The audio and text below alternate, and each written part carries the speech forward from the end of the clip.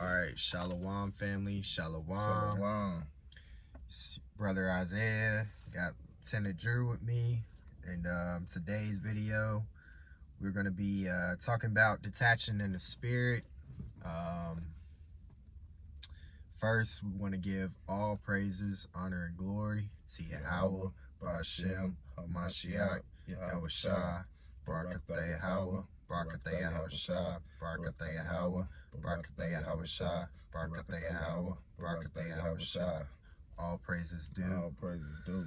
And yeah, I'm just gonna go ahead and get my precepts, and basically, like I was telling him, if something hits him in the spirit he wants to bring out while I'm bringing my precepts out, you know, he can go ahead and do that, and then likewise for me. So yeah, just talking about detaching in the spirit, man, and just making sure we're on point, you know, because in these coming times, man, it's like, I was just thinking about it this morning. It's like pretty much every time we wake up, man, we got to make every day count, because we don't know when the Most High is going to really use these devils to pull that trigger, you know. So we just got to always be on our toes, man, and just every single day detaching ourselves, even if it's a little bit from this world. We got to detach ourselves from this place, man, because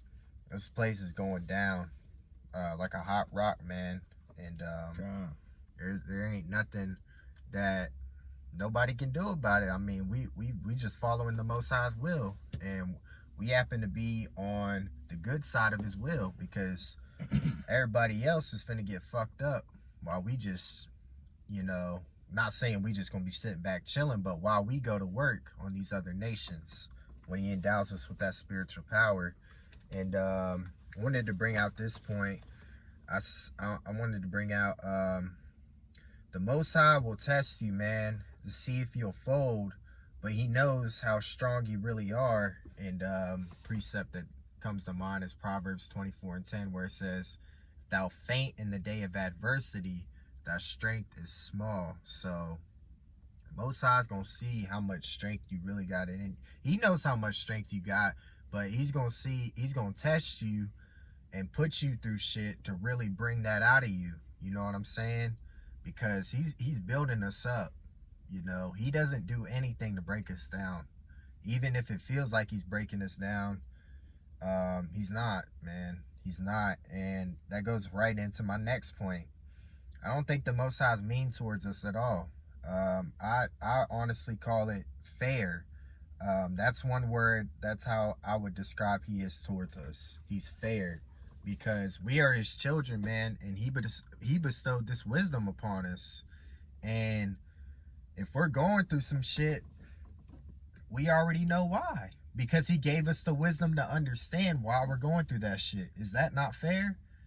Would you rather go through something and know exactly why you're going through it, or would you rather go through something and not have any clue or idea what you're going through? It's like you're in an unfair situation. It's like, why the fuck is this happening to me? You know? But we know why we go through shit now. It's because it's by the work of his hands, and he's building us up each and every single day, man. And this precept piggybacks off of what the topic of the brotherhood breakdown was last night. But this is Proverbs chapter 16, verse 11. "A just weight and a balance are the Lord's. All the weights of the bag are his work." So the Most High is balanced. And knowing that, we know he's fair towards us, man. He doesn't do anything just to fuck us up, man. He does it to build us up, to test us, of course. And he's been doing this for many generations now, because we've never ruled. You know what I'm saying? So it's been a constant process of him building us up through time. And And a lot of us have kids. You know what I mean? When they do something wrong, you hit them with the left hand. When they do something right, you look out for them. You do something special for them. You come with that right hand. So we're to be just like the Most High. He got a left hand and a right hand. He's balanced. so we're balanced. Con, that's it, Doc. And I'm gonna go ahead and get this these precepts. First precept I'm gonna get is Isaiah 32, chapter 32, verse 7.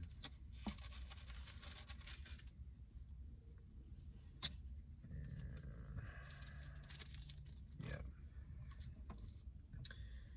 Isaiah chapter 32, verse 7 says, "The instruments also of the churl are evil. He deviseth wicked devices to destroy the poor with lying words, even when the needy speaketh right."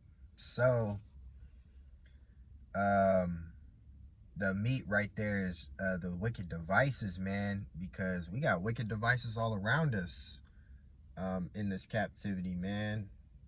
Even like our cell phones and shit, it's a wicked device because of the shit that you can access on the internet, man. It's crazy out here, man.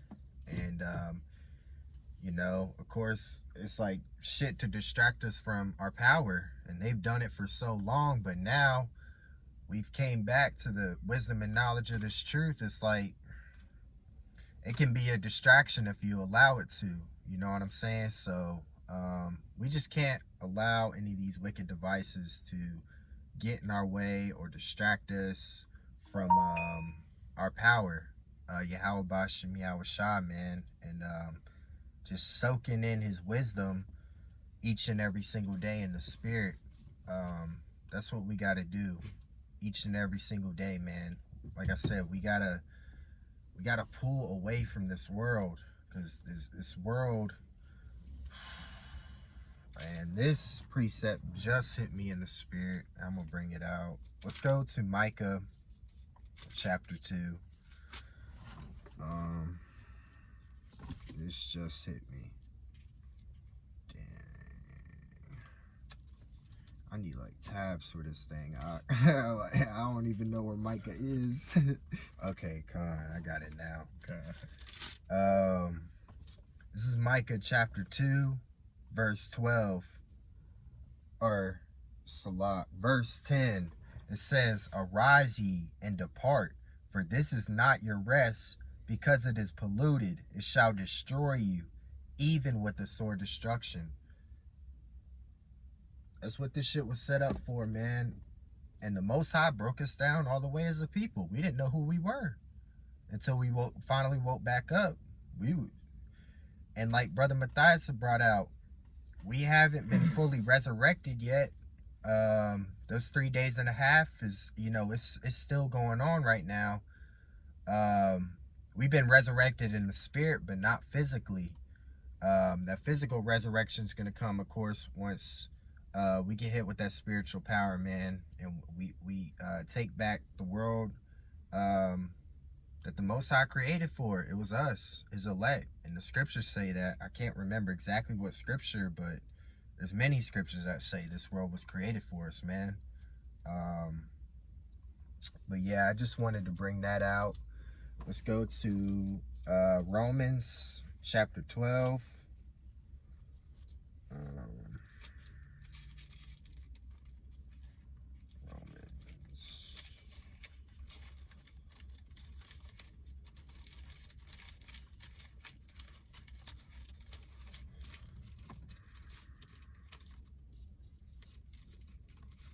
Romans chapter 12, and I'm going to read a very familiar verse. Romans 12 and 2 says, "And be not conformed to this world, but be ye transformed by the renewing of your mind, that ye may prove what is that good and acceptable and perfect will of the power." So like I've been saying, man, we can't allow the ways of this world, these wicked devices, to distract us from what's coming, man. We got to constantly fill our spirits with this word, because we're connected to this word. You know, we're connected to it, and we've always been connected to it. We just didn't have the full understanding of it. That's why we was in the church houses. I don't think anybody that's woken up to this truth didn't run across this book at some point in their lives. We've always been connected to this, but through the spirit and power of Yahweh Shem Yahushua, it has come full circle now in these latter days, and us waking up to who we truly are. So knowing that, man, you should hate this world each and every single day more and more, man. There's nothing here for us. Got a precept for that. Con, bring it out. All right, Luke chapter 14, verse 26. Hold on, bring my phone up so I can see it. All right, it's red letter. If any man come to me and not hate his father and mother and wife and children and brethren and sister, yeah, and his own life also, he cannot be my disciple. So we gotta hate this. You know what I'm saying? Because if we don't, we can't be the disciple of the Most High, of Yahweh and Yahushua. So hey, we gotta hate this world and everything in it. Literally. God, and it's all spiritual, man, because even the scriptures say we wrestle not against flesh and blood, but spiritual wickedness in high places, man. All the shit they be spraying into the air and stuff, the shit that they put in food, it's like, how could you not hate this place for all this wickedness they're doing to us? Like, they're literally fucking killing us as slowly, but now they're just trying to fucking kill us faster with the fucking booyah, you know? These motherfuckers don't love us, man. They don't love us. So why the fuck should we love the world, which their hands are all over, man? We can't. This world's got to go. And everybody that's in the right spirit wants this world to go. Each and every single day, we're waiting, just patiently waiting, on our toes, like, shit, when is he gonna do it? When we gonna get that power, man? But yeah, let me go to my next precept, though. Let's go back to Isaiah, chapter 28, and I'm gonna read verse 26. It's a pretty short verse, but needed to bring this out. It says, for his power doeth instruct him to discretion, and doeth teach him. So yeah, that's what the Most High does, man. He teaches us through this through his spirit of this word, and giving us this understanding, setting up prophets in certain time periods. So the body that needs to hear it is gonna hear it. That's why he said, what did Yahushua? He that have ears to hear, let him hear. Because he gave them that ability to hear in the spirit, man. And discretion is a big thing. Discernment. That's what we gotta have. To be able to see through the wicked ways of this world. And hold on, so Shalom. Shalom. We're recording. Yeah, we were recording. Yeah, you good. God. Just testing that. Nah, yeah, that was Octane, y'all. We down here in Knoxville. But yeah, like I was saying, man, this word, it guides us, and all we need to be doing is just focusing on this and how we're gonna be ruling. You know, we're probably thinking on a small scale, but the Most High wants us to put in that effort to think about what we're gonna do. Because if you already thinking about the shit you're gonna do and how you're gonna do it, this and that, it's like Most High's looking at it like he's fucking ready. This is a no-brainer. But if he's looking at you and you're worried about this, that, you kind of doubting, you know, he's gonna be like, I ain't fucking turning him up. You know, first of all, he ain't even in the right spirit, and second of all, he's lukewarm with it. I'm gonna spit him out, man. Most I ain't dealing with that, man. So we got to make sure that we're all in, man. You can't. It's not even making sure. It's we gotta be. That's what we do. We gotta be all in. Con. You know. Get down and lay down. Either you in or you out. Con. Ain't no on the fence. There ain't nothing on the fence with this, man. Nothing. Shit. But I'm gonna hit my next precept. I just wanted to bring that out real quick. Let's go to 1 John chapter 2.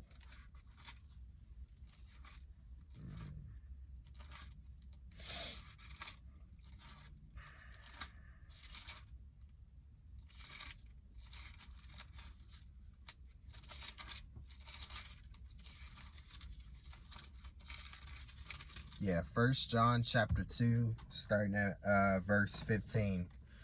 Says, love not the world, neither the things that are in the world. If any man love the world, the love of the Father is not in him.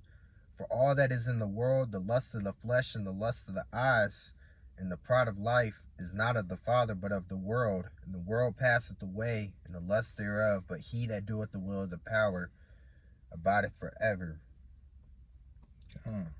Yeah, I mean, that scripture itself is, you know, pretty much self-explanatory, but just expounding on it, this world, we ain't got nothing to do with this shit, man. This is why before you woke up to this truth, you always felt like an outcast. In some way, shape, or form, you felt like an outcast, or you feel like the shit that you was doing, something wasn't right.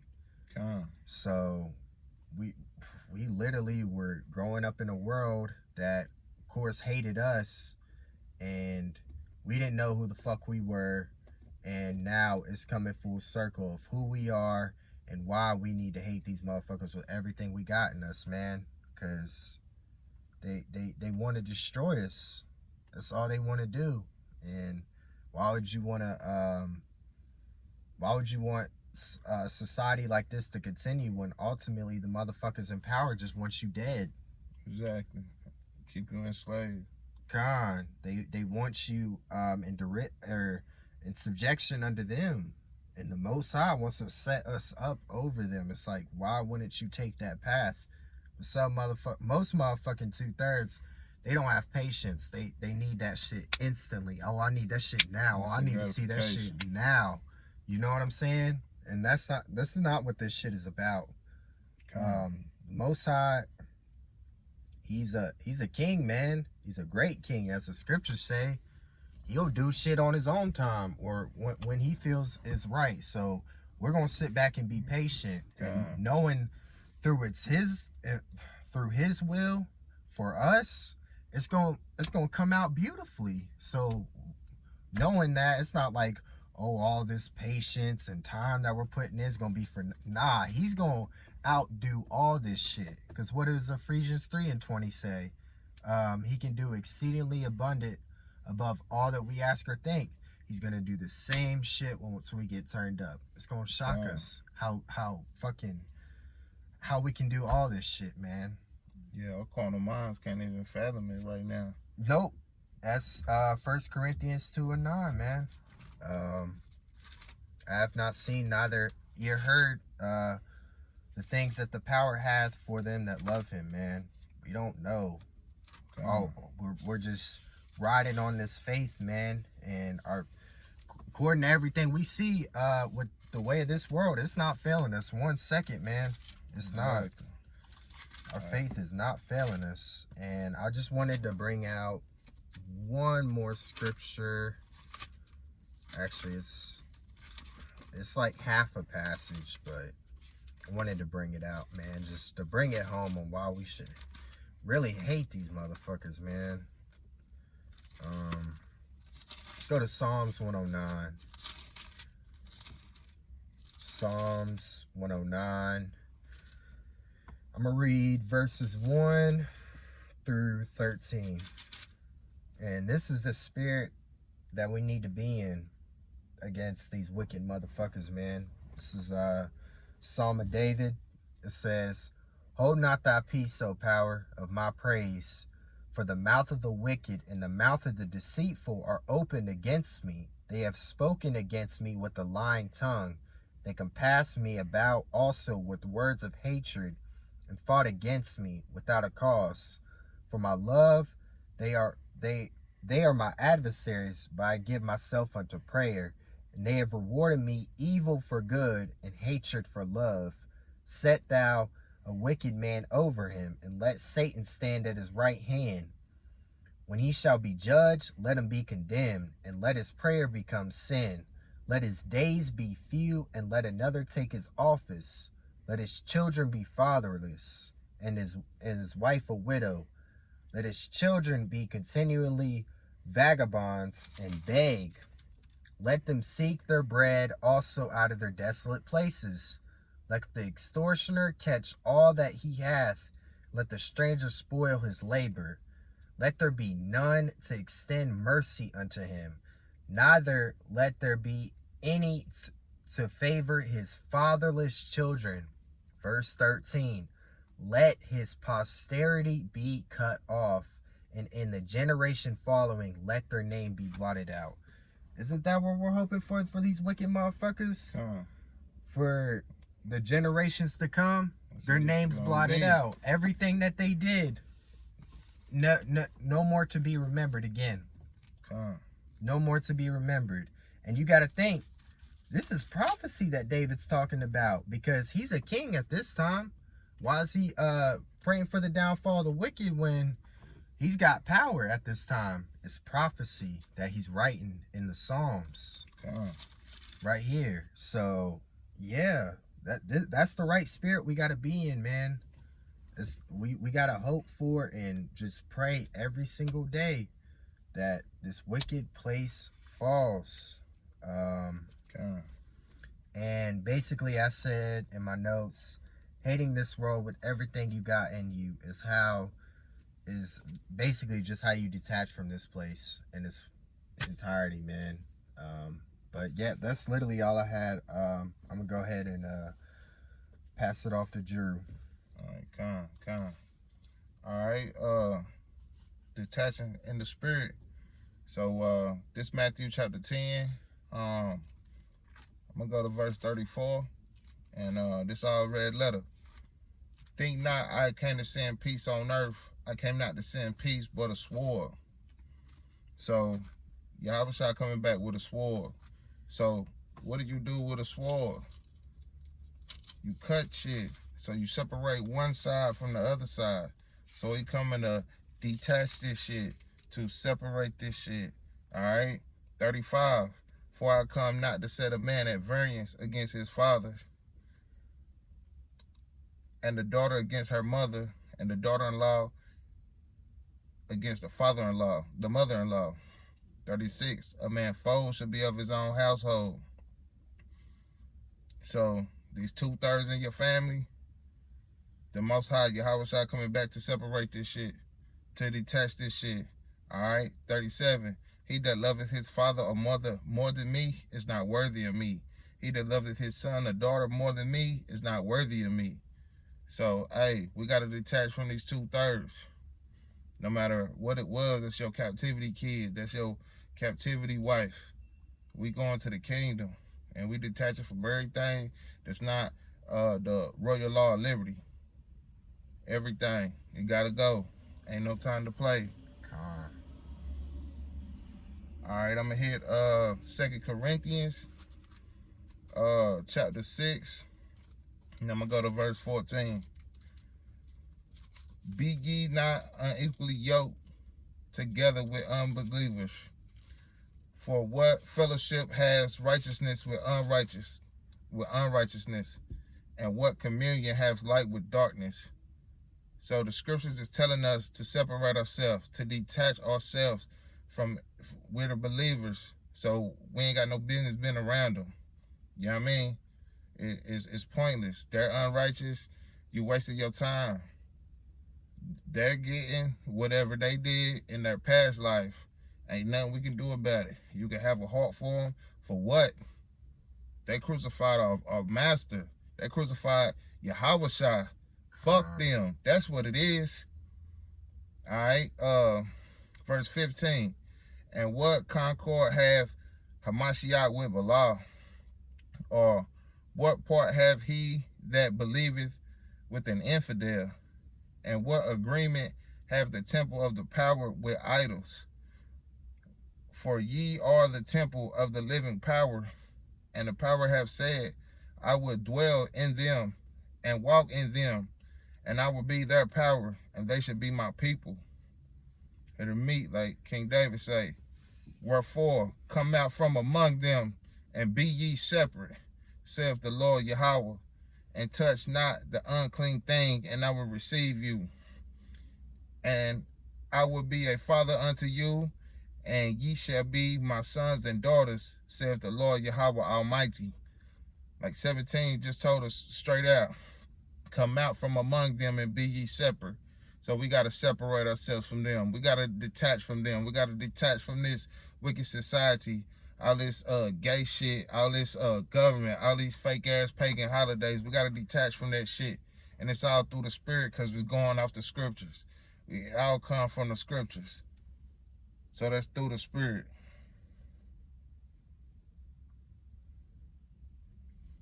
All right. My next one, Matthew 25. Matthew chapter 25, verse 31. And it's all red letter. When the Son of Man shall come in his glory, and all the holy angels with him, then he shall sit upon the throne of his glory, and before him shall be gathered all nations, and he shall separate them one from another, as a shepherd divideth his sheep from the goats. And he shall set the sheep on his right hand, and the goats on his left. Then shall the king say unto them on his right hand, Come, ye blessed of my Father, inherit the kingdom which prepared for you from the foundations of the world. So it was prepared for us since the foundation of the world. All right. For I was an hungered, and you gave me meat. I was thirsty, and you gave me drink. I was a stranger, and ye took me in. Naked, and ye clothed me. I was sick, and ye visited me. I was in prison, and ye came unto me. Then the righteous answer him, saying, Lord, when saw we thee an hungered, and fed thee, or thirsty, and gave thee drink? When saw we thee a stranger, and took thee in, or naked, and clothed thee? Or when saw we thee the sick, or in prison, and came unto thee?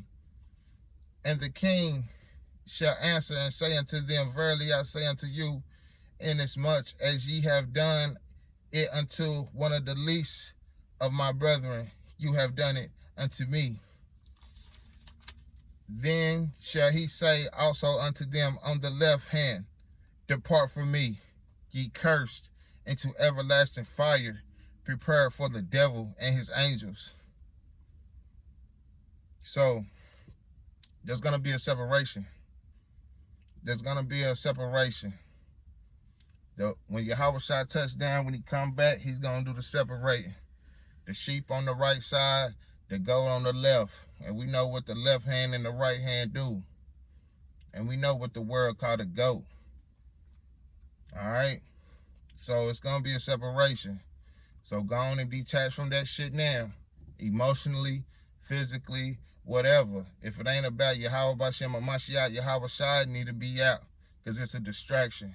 It's taking you away. Anytime you doing anything else, then focusing on the Most High, Yahweh and Yahweh Shai, that shit got to go, Ox. Detach from it in the spirit. Because when it come time, hey, you got to be ready mentally. All right, I got one